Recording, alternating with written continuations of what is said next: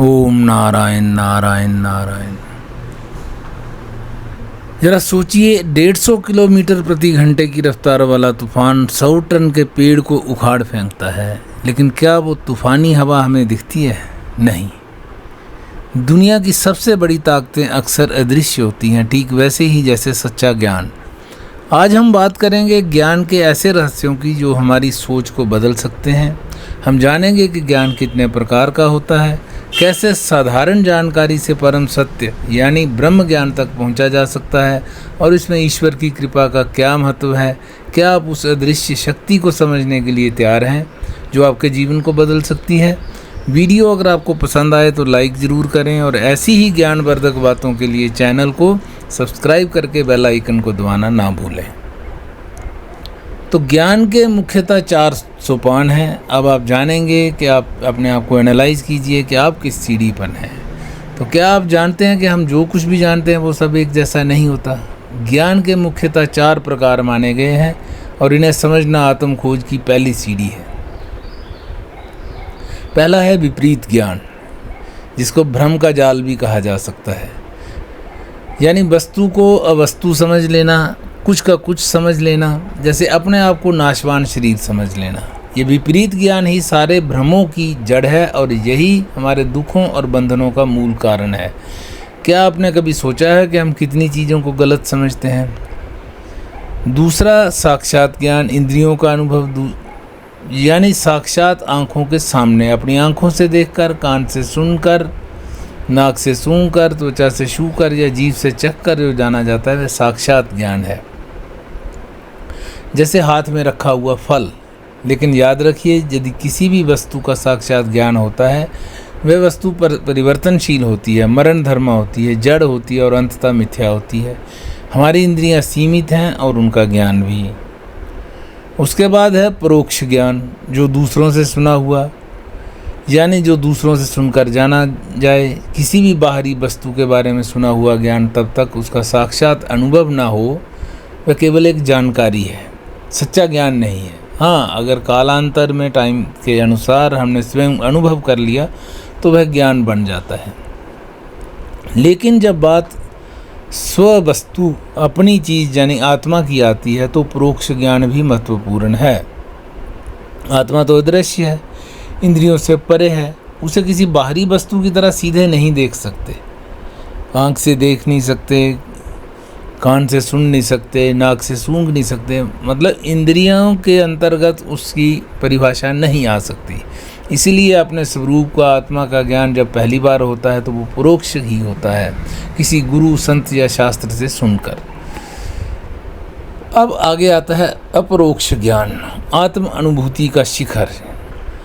ये वह ज्ञान है जिसके लिए आपको किसी आँख, कान, नाक जैसे साधन की आवश्यकता नहीं। ये पहले परोक्ष रूप से सुनकर जाना जाता है, फिर आत्मचिंतन, मनन और ध्यान जैसी साधनाओं के अपरोक्ष यानी स्वयं का सीधा अनुभव बन जाता है। महात्मा बुद्ध और महावीर स्वामी ने भी पहले कई गुरुओं से परोक्ष ज्ञान सुना, फिर गहन तपस्या और चिंतन मनन से उसे अपरोक्ष किया, यानी सत्य का साक्षात्कार किया।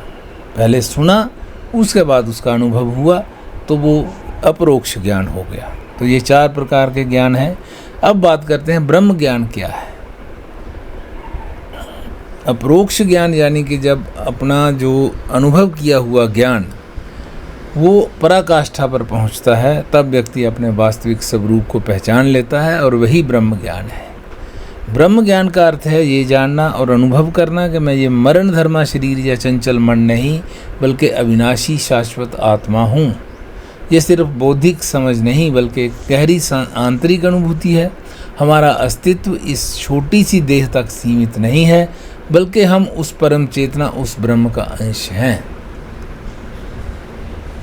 ये कहना कि तुम मरण धर्मा देह नहीं, अविनाशी आत्मा हो, ये तुम्हारे लिए परोक्ष ज्ञान ही है। इसे अपनी बुद्धि में दृढ़ता पूर्वक बैठाकर निरंतर चिंतन और साधना से अपरोक्ष कर लो। यही ब्रह्म ज्ञान की ओर की यात्रा है। तो आपको क्या लगता है, इस आत्मज्ञान को पाना कितना कठिन या सरल है? आप कमेंट्स में बता सकते हैं। आगे ईश्वर कृपा क्या है? एक कहानी के माध्यम से हम जानते हैं कि ईश्वर कृपा का अर्थ क्या होता है। ज्ञान के इस मार्ग पर क्या हमारा पुरुषार्थ ही काफ़ी है या किसी और शक्ति की आवश्यकता है? तो आइए एक कहानी सुनते हैं। एक संत एक छोटे से आश्रम का संचालन करते थे। एक दिन उन्होंने पास के रास्ते से एक राहगीर को रोककर बुलाया और शिष्यों के सामने उससे प्रश्न किया, यदि तुम्हें सोने की अशर्फियों से भरी थैली रास्ते में पड़ी मिल जाए तो तुम क्या करोगे? उस आदमी ने कहा कि मैं तुरंत उसके मालिक का पता लगाकर उसे वापस कर दूंगा या फिर राजकोष में जमा करा दूंगा। संत हंसे और राहगीर को विदा करके शिष्यों से बोले, यह आदमी मूर्ख है। शिष्य बड़े हैरान हुए। थोड़ी देर बाद संत ने एक दूसरे राहगीर को रोका और वही प्रश्न दोहराया। उस राहगीर ने उत्तर दिया, क्या मुझे निरा मूर्ख समझ रखा है जब सोने की मुद्राएं पड़ी मिलें और मैं लुटाने के लिए मालिक को खोजता फिरूं? तुमने मुझे समझा क्या है? जब वह चला गया तो संत ने कहा, ये व्यक्ति शैतान है। शिष्य और भी चकित हो गए। अब संत ने तीसरे राहगीर को अंदर बुलाया और वही प्रश्न दोहराया। उस राहगीर ने बड़ी विनम्रता से उत्तर दिया, महाराज अभी तो कुछ कहना बड़ा मुश्किल है। इस चंचल मन का क्या भरोसा कब धोखा दे जाए, एक क्षण की भी खबर नहीं। यदि परमात्मा की कृपा रही और सद्बुद्धि बनी रही तो अवश्य लौटा दूंगा। ये सुनकर संत बोले, यही आदमी सच्चा है, इसने अपनी डोर परमात्मा को सौंप रखी है। ऐसे व्यक्तियों द्वारा कभी गलत निर्णय नहीं होता है। तो अब आप बताएं कि ईश्वर कृपा क्या है?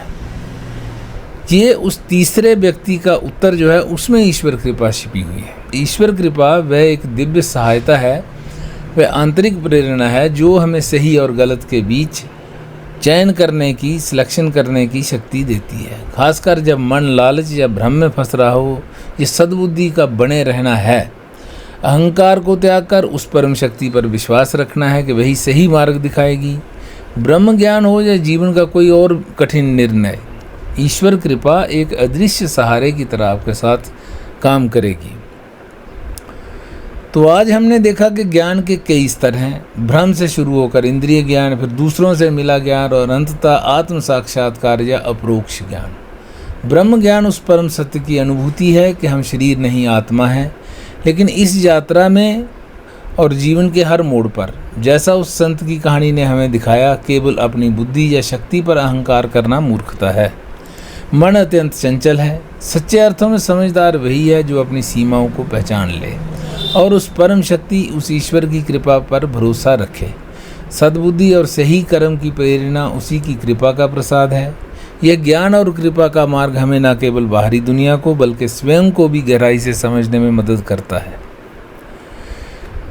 तो इस ज्ञान के बारे में आपके क्या विचार हैं? क्या आपने कभी ऐसी कृपा या आंतरिक मार्गदर्शन अनुभव किया है?